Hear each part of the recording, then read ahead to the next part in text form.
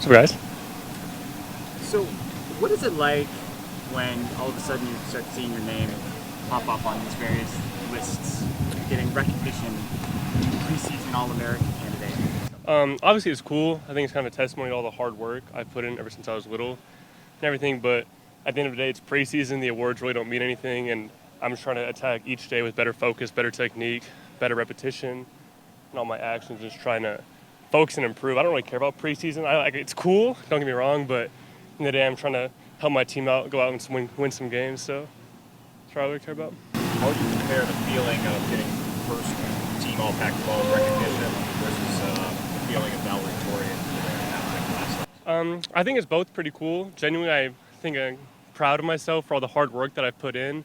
But at the end of the day, it's kind of more of an individual goal for me in school, whereas I felt like I was the one taking the test, I was the one doing well, whereas we didn't win so many games last year, and that's what I'm really looking forward to this year is winning more games. So, yeah, I was first team All Pac-12, but I want to be first place in the Pac-12 starting next year, so as a team, not as an individual. So. Coach Pau is talking about maybe improving in terms of game knowledge, situations, reading what's happening with the rush and stuff. How have you kind of approached that task? Just lots of team reps, going out there each and every day, watching the film, knowing what I should be doing, and then going out there and actually executing it during our team reps and everything like that.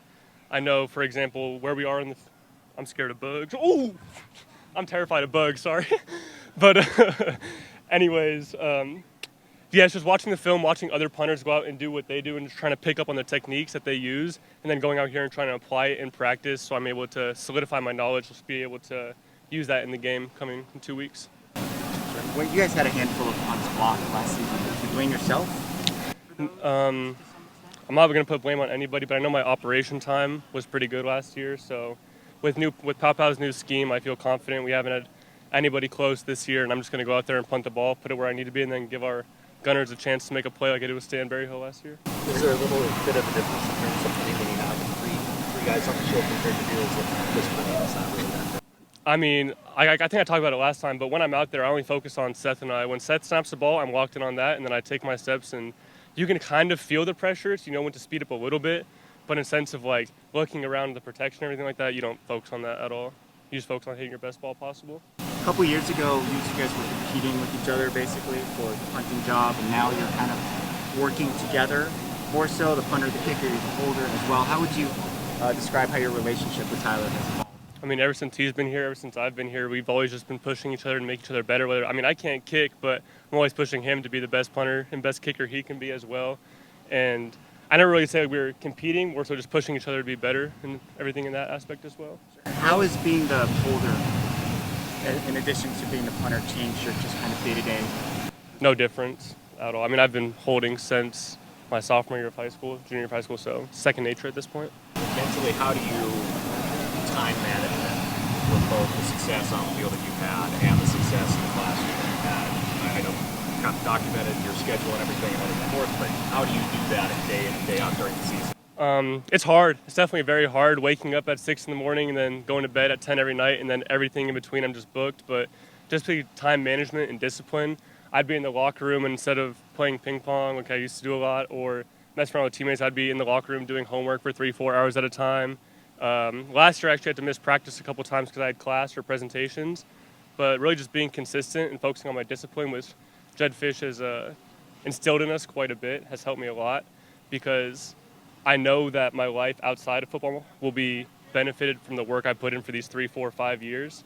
So just being able to stay consistent with my actions and really improve on them from a day-to-day perspective is what I've been trying to do. And then this may be a bit of a stretch, but does anything you study off the field, the way you approach it, does that ever change how you think about or prepare for stuff on the field? Yeah. Tie-in, but there's something that you take from there that you apply to football? I mean, sometimes, because like a lot of the stuff I work with is fluid mechanics, so it's like how the airflow goes over the ball, or like a wing or airfoil or something like that.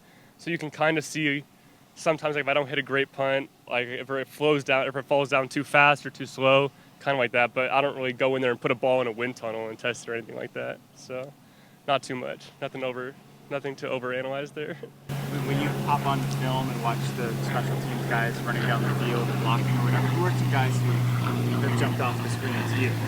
I mean, really everybody. Everybody this year is so locked into special teams. I think Powell's done a great job of engaging each and every person. When I'm punting, we'll have guys literally right behind me doing mental reps of what they should be doing, who they should be blocking every single time as well. But off the top of my head, I know Simp has been doing a great job. DJ Warnell at gunner, I mean, that guy's fast. He's running down there making tackles every single play. Josh Donovan, who's the middle shield, he's kind of the quarterback right now. He's making all the calls, getting everybody lined up. I mean, he's an offensive lineman doing a special teams job at middle shield. He's doing an absolutely fantastic job. So really appreciate all the guys on the punt team so far allowing me to benefit from their hard work as well.